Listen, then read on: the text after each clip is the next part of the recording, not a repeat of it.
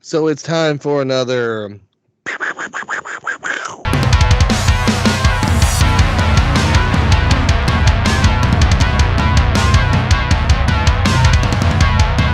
review from the most critical, cynical movie podcast on the internet, the Real Sharks Podcast. And this is going to be a review of Rebel Moon. That's right. Rebel Moon Part 1, A Child of Fire? First of all, everything's got fire in it. I was just to say, why is everything turning to elements like Avatar lately? You know, you guys. So first off, do we know that like he's filmed part 2 or has he just made this one with part 2? I believe he did part 2 along with part 1. He's already done it. Okay. I think so. Okay. So that's the synopsis of this film, our audience, is basically when a peaceful colony on the edge of the galaxy finds itself threatened by a tyrannical ruling space force. I added that. A mysterious stranger becomes its best hope for survival. For the Emperor. Or the Empire. I mean, wrong. Sorry, Stargate. Sorry, sorry. Wrong movie. No, May the Force be. No. What's a good Star Trek reference? I'm bad at these. Live long and prosper. Live long and prosper. So this movie, of course, starred Sofia Boletta, beautiful. Dijman Hosso, Ed Skrein, Jenna Malone, Michael Husman, Bay Oduna. Had Ray Fisher, Charlie Hoon, Stuart Martin, Anthony Hopkins, Cleopatra Coleman, Dominic Burgess. God, okay, so I caught this movie. I was interested. I was actually interested. I caught the trailer on Netflix. I was like, okay, I'll strap in. First 20 minutes of the movie, I thought were pretty decent. And then, first of all, I just want to, hands down, guys, I have to give this movie credit where credit's due. The special effects, the CGI of this movie is pretty good. Like, really good. And also, I want to mention to my audience, I should have started the review with this. I am an ex-Zack Snyder fan. Second that.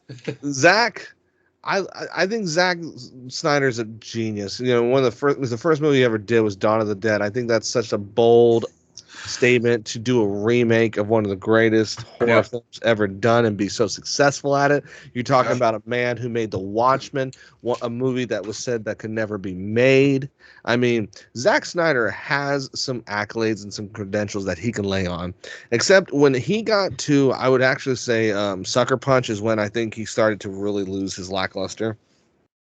But when I watch a Martin Scorsese film, I don't seem to. I can tell, and we don't expect this from all of you, our audience, but for me personally, when I watch a Martin Scorsese film, I can tell it's a Martin Scorsese film. However, though, you shouldn't be able to tell who is directing this movie. I could tell Zack Snyder made this movie because there was a lot of slow motion. I was gonna just say, was it where there was unnecessary? Where it was unnecessary. There was a lot of slow mo where I was like. Unnecessary. People sitting in a chair and slow-mo. He definitely has a brand, and I was so disappointed. So that was music. Overall, that was the disappointing premise of this movie for me. Now I digress. Back to the beginning. The opening of the film seemed really cool. Special effects, awesome. Big ship breaks down on this, breaks into the atmosphere of this little, almost like Viking community kind of ish. I mean, that's what kind of, they had like a long house. Viking. Yeah. And, all of a sudden, Ed Skrein comes out, the guy from Game of Thrones, the guy who was originally in Game of Thrones and Deadpool. I mean, I love him. I think he's a great actor, first of all. He comes in and at first I was like, oh, this is cool. But then I look at it and I was like, oh, my God, these guys are just like space Russians. And or Nazis, one of the both. They dress like Soviet Russians. I mean, they looked like Russians from the Soviet Union. And then of course they beat the shit out of the settlement, say we're gonna take your grain, act like they're gonna rape and pillage. No rape and pillaging happening here though.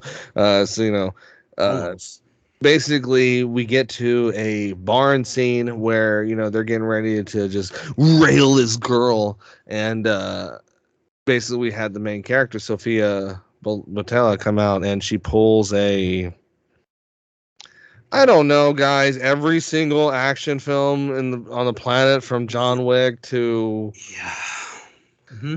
I mean, I don't know, man. I mean, like every history of violence. You know, I mean, you got the character who apparently was a badass a long time ago, and she assassin, warrior. Yeah, and she's in exile, and you fucking pushed her too far, and now she's gonna go commando on your ass. And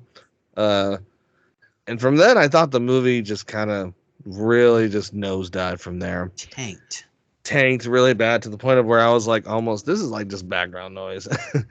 And continued on to a story that I didn't really care about, let alone remember that much, to really kind of a non-conclusive ending, so we can get a second one. This movie already has some bad ratings going on. A lot of bad. Yeah, and what was worse about the movie, but what made it interesting at the same time, is it was kind of like Star Wars. It was kind of like Stargate. It was kind of like Star Trek. It was kind of like... This was originally, I believe, Zack Snyder, he pitched this to Disney as a Star Wars movie. As a Star Wars movie, and they denied it. He wanted to make a Star Wars movie. A lot of directors were getting one, so he was like, "Here's my pitch for a Star Wars movie." Good. Disney declined. Good. And then and so he was like, "Well, I can still do a Star Wars movie," and he did. Yeah.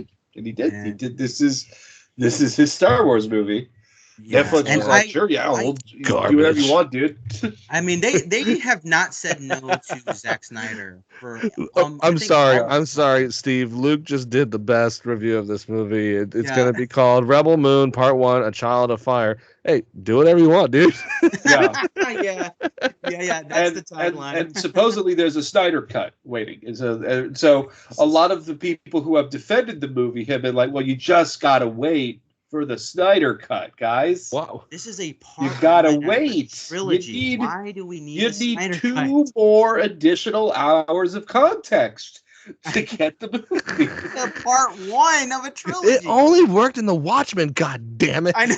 Yeah. And it was a standalone. I agree with you. It's like, dude, this movie was almost 2.5 hours of bland nothingness, and I was trying to be on its side, because I'm like, okay, this is a part 1, so I understand there's no blood, there's a lot of slow-mo, it's rated PG-13, which is his biggest flaw, to be honest with you. But I think that if the gloves were truly off on this film, it could have been good. There were seeds of that there. I know there were seeds, and there was a lot of things where I'm like, okay, you cut corners there. Like they have because it's a ragtag band of things, so it's like, okay, 7 Samurai, like, you're getting a bunch of people, ragtag, band of people, and you don't know if you can trust them. Anthony Hopkins is this like lovable robot character that was the best character in the whole film, by the way. It was Anthony Hopkins' relationship with the people, and he ends up defending the people, but you don't really care or know who Cora is, who's the main character. You have Charlie Hunnam in the movie, which is like, oh, what's he gonna do? Nothing. And you have another girl who has these glow sticks that are supposed to be like lightsabers, and like, oh, what's she gonna do? Nothing. And then you have exposition dumps by the enemies explaining who these guys are. It's like the whole film should have been setting up who these people were.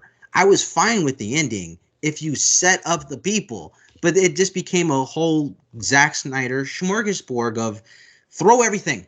CGI, fighting. Like Batman versus Superman. Just throw everything at the fucking wall. Just do everything at the end and throw it at the wall. Hopefully it sticks. Did it work? No. Do you know damn well he thought when he was making this movie, he's like, they're going to love this movie so much. They're going to be like, Star Wars what?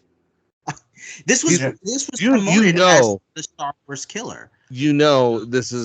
That's exactly what it was. He was thinking to himself, they're gonna love this movie so goddamn much. Exactly. Disney is going to kick themselves. Yeah. They did not take my calls back. Right. Mandalorian Lights, they're gonna say Rebel Moon, and I don't hate this film. I want to. No, I don't hate it either. It was so bad. It was kind of good in some. It was kind of good. That's where I think a lot of people, where they're ragging on it, they're saying the same things. And I'm like, well, there was a lot of things there that could be good. And again, this is part one, which is why I'm like not gonna write off a trilogy. But in a way, you can't defend it like that, because I'm kind of tired of doing that with Zack Snyder movies, because all I can do now with a lot of his films is sit there and watch a scene and be like, cool.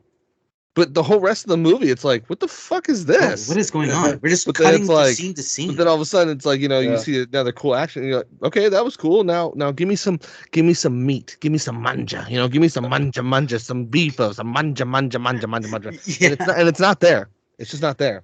I feel like his movies have become incredibly hollow, more and more hollow as they go on. Right. And this is kind of I'm glad you brought that up, Rob, because that was my last point is, people are increasingly upset because they're saying the same thing about what Daisy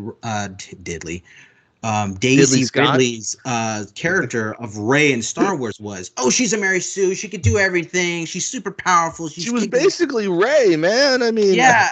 But are they saying it again if it's a girl or if it's a guy? If it was a dude doing the same thing, I just feel like, what?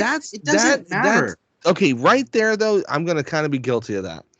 And it's only because we do this a lot, our audience, and Rob is not sexist, but I've just seen them push a lot of the girl, main hero character so much lately. I'm kind of like, you know what? I'm kind of cool with the sausage fest shit right now. I'm cool with it. I'm cool if it's a dude. I'm not gonna be offended if it's a dude trying to like stop a rape. I mean, come on now. That's a noble guy, right? I mean, come on. Is it because cool. but that's fine. I think what you're saying is fine. That's nothing controversial. But I will say, Bob, is it because she was destroying these guys in armor with her bare hands? No, I didn't care because she was cool at that. She was cool. She got the moves. Yeah. I'm just kind of like, oh my god, this is like a recycled movie of everything now. Yeah. I don't even think she has the moves though, Rob. Her the choreography fight scenes were terrible. There was points where there's this guy standing there and they're kind of like with their arms crossed going like, okay, I'm waiting for my time to jump in. Okay, now it's time. It wasn't fluent at all. Like that's kind of what I'm completely on your side where it's like just hollow. There wasn't anything to it. Just a lot of flair, no substance yet whatsoever. And then they kind of want you to be like, well, yeah, she has this, this past that she's kind of slowly eking out, and you're going to get the rest over the 3 films. It's like, but you could have told this whole story in this one film. Right. It didn't need to be 3. And the fact that you said it's like even a Star Wars ripoff is like, you can totally tell. It's like, you can totally tell he just substituted this for this. Yeah, totally. I just think he just blatantly ripped off, for people that didn't catch it though. There's another thing, a popular IP that's being made into a series now with Henry Cavill in Warhammer. It was totally that. There was a lot of just everything else. I was like, yeah, that's Warhammer. Yeah. Oh, that's totally Star Wars. Oh, that right there.